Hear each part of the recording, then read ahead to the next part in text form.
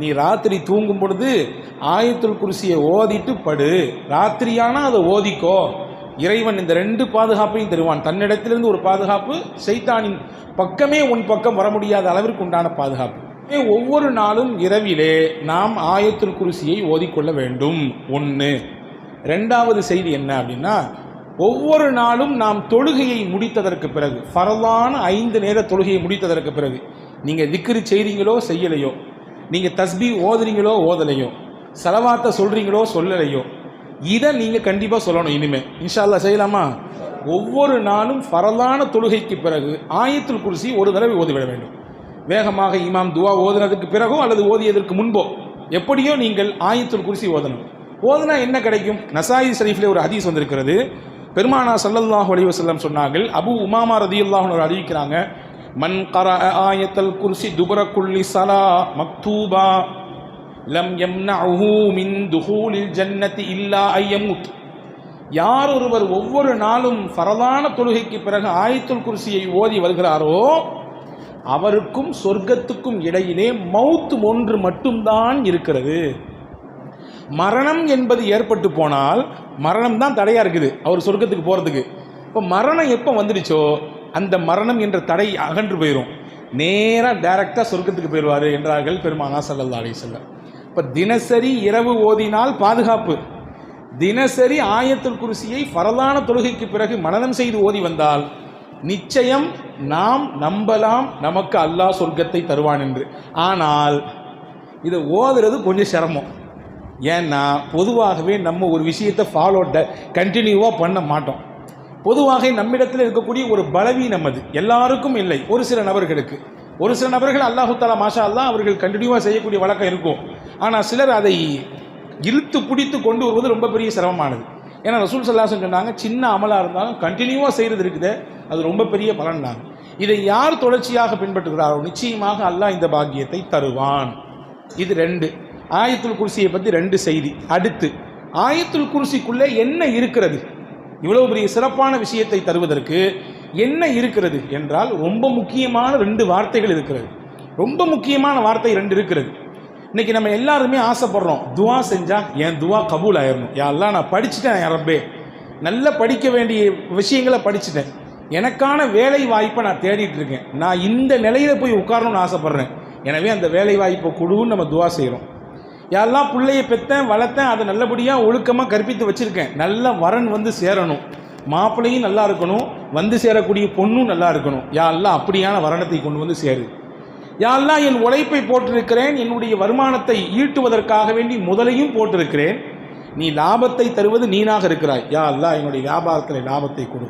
யா அல்லாஹ் குடும்பத்தை வைத்திருக்கிறேன், அந்த குடும்பம் கட்டுக்கோப்பாக இருக்க வேண்டும் என்று விருப்பப்படுறேன், கஷ்டமும் நெருக்கடியும் துன்பமும் குடும்பத்தில் வரக்கூடாதுன்னு ஆசைப்படுறேன், யா அல்லாஹ் வராமல் பாதுகாத்து விடு. இறைவான் நான் கை நீட்டி சில இடத்திலே கடனை வாங்கிவிட்டேன், அந்த கடனை அடைக்க வேண்டும், கடனை அடைக்காமல் நான் மரணித்து விட்டால் என்னை நீ பிடித்துக் கொள்வாயே, உன்னிடத்தில் எந்த மூஞ்சை கொண்டு வைத்துக்கொண்டு நிற்பது உன்னிடத்தில் என்ற பயத்தோடு கடனை அடைக்க எனக்கு வழியை கொடு ரப்பே என்று துவா செய்கிறோம். இப்படி 1 அல்ல 2 அல்ல 1000 கோரிக்கைகளோடு ஒவ்வொரு நாளும் துவா செய்து கொண்டிருக்கிறோம்.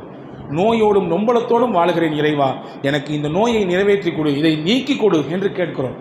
இந்த பிரார்த்தனைகள் எல்லாம் அங்கீகரிக்கப்பட வேண்டும் என்ற ஆசையும் நமக்கு இருக்கிறது. யாருக்காவது ஆசை இல்லாமல் இருக்கா?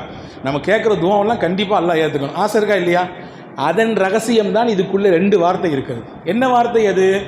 அல்லாஹு லா இலாஹ இல்லா ஹுவல் ஹய்யுல் கய்யூம், அல் ஹய்யு அல் கய்யூம், இந்த 2 தான் அந்த வார்த்தை. இந்த 2 வார்த்தை இந்த ஆயத்துல் குர்சியில் அல்லாஹ் வச்சதுனால தான் ஆயத்துல் குர்சியே பலமிக்கதாக மாறிப்போனது. சாதாரண வார்த்தைகள் அல்ல இந்த 2ம். இந்த 2 வார்த்தையும் சாதாரண வார்த்தை இல்லை. சையதத்துனா ஃபாத்திமா ரதியல்லாஹு தஆலா அன்ஹா, ரசூலுல்லாஹ்வுடைய மகளார், அன்பு மகளார். ரசூலுல்லாஹி ஸல்லல்லாஹு அலைஹி வஸல்லம் ஒரு நாள் வர்றாங்க. நசாயி ஷரீஃபில் இந்த ஹதீஸ் வந்திருக்கிறது. பெருமானார் இடத்திலிருந்து அந்த ஹதீஸை அறிவிக்கிறது சையதுனா அனஸ் இப்னு மாலிக் ரலியல்லாஹு அன்ஹு. ஹஜ்ரத் ஃபாத்திமா அம்மாட்ட வந்து கேட்டாங்க, ஃபாத்திமா நான் உனக்கு ஒரு விஷயம் சொல்லி தருவேன், நீ காலையிலையும் மாலையிலையும் இந்த துவாவை கட்டாயமாக ஓதணும், காலையானாலும் ஓத வேண்டும் மாலையிலும் ஓத வேண்டும். இதனால் என்ன கிடைக்கும் தெரியுமா? மிகப்பெரிய பலன் உனக்கு கிடைக்கும். நீ இதை ஓதாமல் விட்டுவிடக்கூடாது என்று சொல்லி இவ்வளவு தூரம் வலியுறுத்தி ஹஜ்ரத் ஃபாத்திமாவுக்கு ரசூல் ஸல்லல்லாஹு அலைஹி வஸல்லம் துஆ செஞ்சு கொடுத்தாங்க. என்ன துஆ அது? அல்லாஹும்ம யா ஹய்யு யா கய்யூம் பிரஹ்மதிக அஸ்தகீஸ். ஹய்யும் கய்யூம், நித்திய ஜீவனே, நிலைத்திருக்கக்கூடியவனே, மரணமே என்ற ஒன்று உனக்கு கிடையவே கிடையாது. எல்லாத்துக்கும் மரணம் உண்டு, அல்லாஹ்விற்கு மரணம் உண்டா? கிடையாது. கய்யூம், எப்பொழுதுமே இருப்பான், எல்லா காலத்திலும் இருப்பான். எனவே நித்திய ஜீவனாக நிலைத்திருக்கக்கூடிய இறைவா, பிரஹ்மதிக அஸ்தகீஸ், உன் அருளை கொண்டு உன்னிடத்தில் உதவி தேடுகிறேன். ஒபி அதாபிக நஸ்தஜீர், உன் வேதனையிலிருந்து நான் பாதுகாப்பு தேடுகிறேன். அஸ்லிஹ் லி ஷஅனி குல்லஹ், என் காரியம் அனைத்தையும் நீ லேசாக்கிவிடு, என் காரியம் அனைத்தையும் நீ சரி செய்து விடு. வலா தகில்னி இலா நஃப்ஸி தர்ஃபத ஐன், கண் இமைக்கும் நேரம் கூட என் விஷயத்தை என் மீதே நீ சுமத்தி விடாது. கண் இமைக்கும் நேரம், மைக்ரோ செகண்ட், இந்த கண் இமைக்கிறதுக்கு எவ்வளவு நேரம் ஆகுது? அந்த நிமிட பொழுது, அந்த சனப்பொழுது கூட என் காரியத்தை என் மீது நீ சுமைத்து விடாது. அவனை என்ன தெரியுமா அர்த்தம்? நான் விளக்க சொல்றேன். அந்த கண் இமைக்கும் நேரம் இந்த உடலில் இயங்கி கொண்டிருக்கக்கூடிய மூச்சு, அதை நீ தான் கண்ட்ரோல் பண்ணணும் அல்லாஹ் சொல்லிட்டான்னு வச்சுக்கலாம், என்ன ஆகும் கதை? ரத்தம் மேலும் கீழும் போய்கொண்டே இருக்கிறது, ரத்தம் ஓடிக்கொண்டே இருப்பதனாலே இயங்கிக் கொண்டே இருக்கிறோம். அந்த இரத்த ஓட்டத்துக்கு நீ தான் பொறுப்பு, பார்த்துக்கோ என்று நம்மிடத்திலே அந்த பொறுப்பை சாட்டிவிட்டால் என்ன ஆகும் கதை? ஒண்ணுமே நடக்காது. இப்போ எல்லா இயக்கமும் யாருடைய கண்ட்ரோல் இருக்கு? அல்லாஹ்வுடைய கண்ட்ரோல் இருக்கு. கண் இமைக்கும் நேரம் கூட என் விஷயத்தை நீ என் மீதே சாட்டிடாத, நீ தான் எனக்கு பொறுப்பு என்ற பொருள்பட இருக்கிற இந்த துவாவை தினசரி காலையிலும் மாலையிலும் ஓத வேண்டும் என்று ஹஜ்ரத் ஃபாத்திமா ரலியல்லாஹு ரசூலுல்லாஹ் சொல்லி கொடுத்தாங்க. இந்த துவா ஏன் இவ்வளவு பெரிய மகத்துவமான துவாவாக மாறியது என்றால், இதிலே பெருமானார் சேர்த்த வார்த்தை அல்லாஹும்ம யா ஹய்யு யா கய்யூம். ஹய்யுனே, கையுமே, அல்லாஹ்வே என்று சொல்லி அழைத்து துவங்கக்கூடிய துவா என்பதனாலே இது மகத்துவமான துவா. இதை ஓதுவதனாலே எல்லா விஷயங்களும் சரியாகிறது. உலகம் மற்றும் ஆகிரத் சார்ந்த அனைத்தையும் உள்ளடக்கிய ரொம்ப அற்புதமான துவா. ரசூலுல்லாஹ் அஸ்லிஹ் லி ஷஅனி குல்லா, என் காரியங்கள் அனைத்தையும் லேசாக்கிவிடு என்று கேட்கிறார்கள். அப்படின்னா என்ன அர்த்தம்?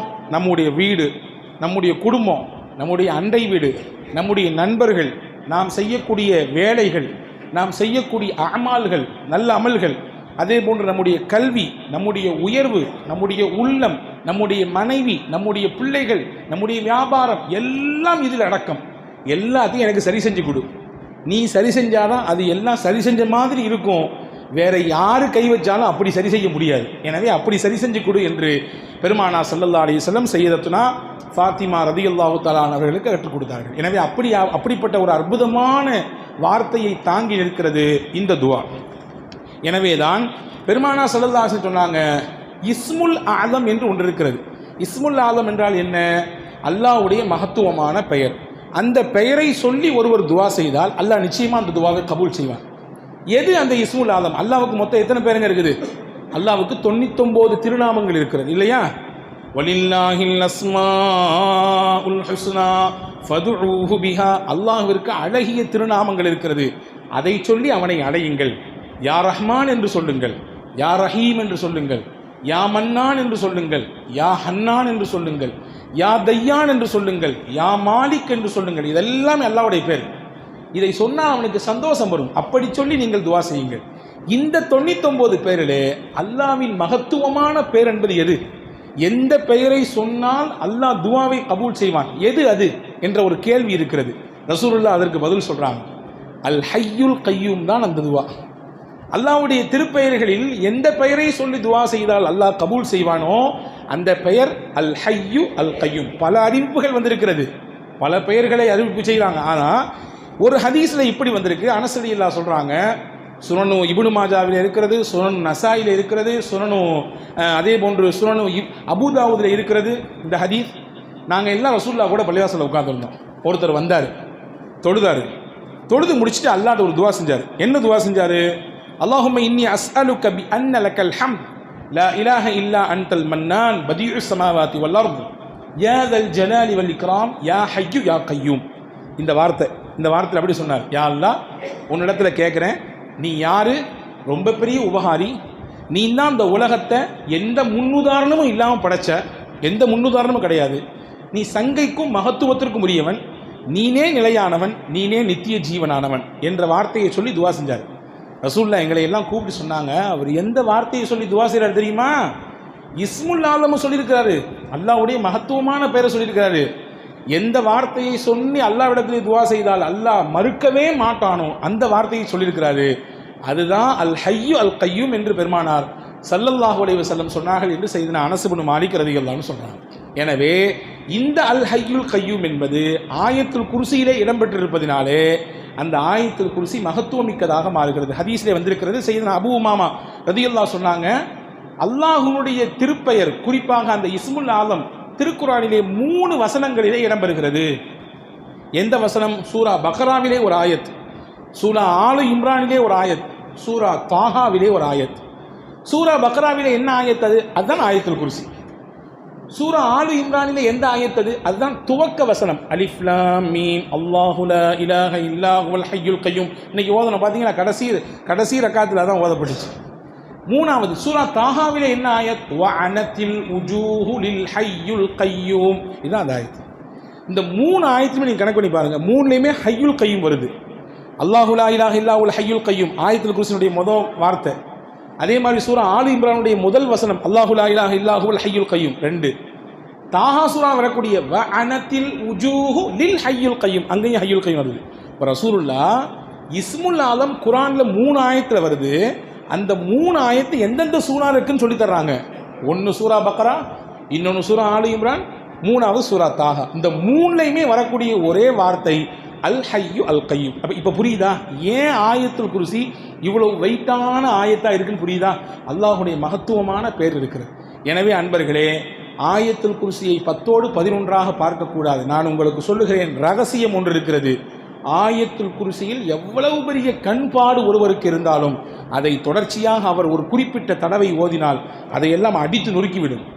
இன்னும் சொல்கிறார்கள் அறிஞர்கள், ஒருவருக்கு சூனியத்தின் பாதிப்பு இருக்கிறது, பெரிய கஷ்டத்தில் இருக்கிறார், நெருக்கடியில் இருக்கிறார், அவருக்கு தொடர்ச்சியாக சில குறிப்பிட்ட தடவைகள் அவர் ஆயத்துல் குர்சியை ஓதினார், அதையெல்லாம் முறித்து போடுகிற அளவிற்குண்டான ஆற்றலை ஆயத்துல் குர்சியில் வைத்திருக்கிறார். குறிப்பாக நாம் எல்லாரும் பயணிக்கிறோம். இதுதான் ஆயத்துல் குர்சியினுடைய ரகசியத்தை கடைசியில் சொல்கிறேன்னு சொன்னேன்ல. எல்லாருமே நம்ம ட்ராவல் பண்ணுறோம், பைக் ட்ராவல் பண்ணுறோம், காரில் ட்ராவல் பண்ணுறோம், விமானத்தில் ட்ராவல் பண்ணுறோம், ரயிலில் ட்ராவல் பண்ணுறோம், கடலில் ட்ராவல் பண்ணுறோம். இப்போ ட்ராவல்ங்கிறது பல ரூபத்தில் இருக்குது. இன்றைக்கி அதிகப்படியான விபத்துகள் எங்கே நடக்கிறது அப்படின்னா வாகன விபத்து, ரோடுகள் நடக்குது. ஒன்று சொல்கிறேன் கேட்டுங்க, இனிமேல் இதை மனநமிட்டுக் கொள்ளுங்கள். ட்ராவல் பாதுகாப்பாக இருக்கணும்னு நீங்கள் ஆசைப்பட்டீங்கன்னா நம்முடைய பயணம் எந்த ஒரு இடையூறும் இல்லாமல் பாதுகாப்பான பயணமாக இருக்க வேண்டும். முன்னாடி எல்லாம் விமான பயணம், விமானத்தினுடைய அந்த விபத்து அங்கொன்றும் இங்கொன்றுமாக இருந்தது. இன்றைக்கி சர்வசாதாரணமாக நிறைய விமான விபத்துகள் நடக்குது. பார்த்தீங்களா? சமீபத்தில் ஒரு 6 மாதத்தினுடைய கேப்பில் எத்தனை விமான விபத்துகள் பார்த்தீர்களா? எல்லா விபத்திலிருந்தும் அல்லாஹ் இந்த விஷயத்தை சொன்னால் பாதுகாப்பான். என்ன? அது ஆயத்துல் குர்சி தான், வேற ஒன்றும் இல்லை. நீங்கள் எப்பொழுது பயணத்தை துவங்கினாலும், பைக்கை ஸ்டார்ட் பண்ணாலும் சரி, காரை ஸ்டார்ட் பண்ணாலும் சரி, ஃப்ளைட்டில் ஏறினாலும் சரி, ட்ரெயினில் ஏறினாலும் சரி, ஒரே ஒரு தடவை ஆயத்துல் குர்சி ஓதிங்க.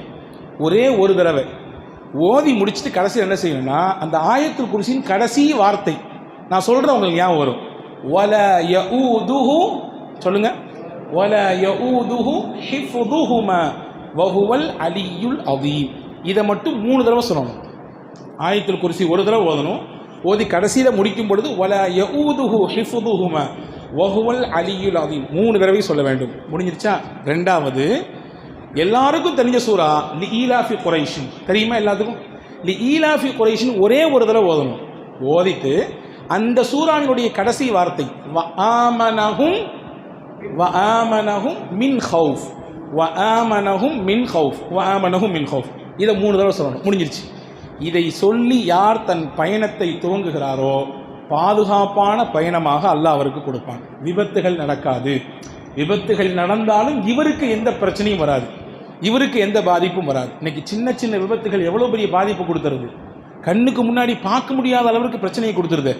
எனவே இந்த பாதிப்பிலெல்லாம் இருந்து தப்பிக்க வேண்டும் என்றால் ஆயத்துல் குர்சியை இந்த முறைப்படி ஓதுங்கள் என்று அறிஞர் பெருமக்கள் சொல்லித் தருகிறார்கள். வல்ல அல்லாஹ் இதனுடைய முழுமையான பலனை அனுபவிக்கக்கூடிய நல்ல பாக்கியத்தை உங்களுக்கும் எனக்கும் எல்லா மக்களுக்கும் வல்ல அல்லாஹ் வழங்கி அருள் புரிவானாக. ஆமீன்.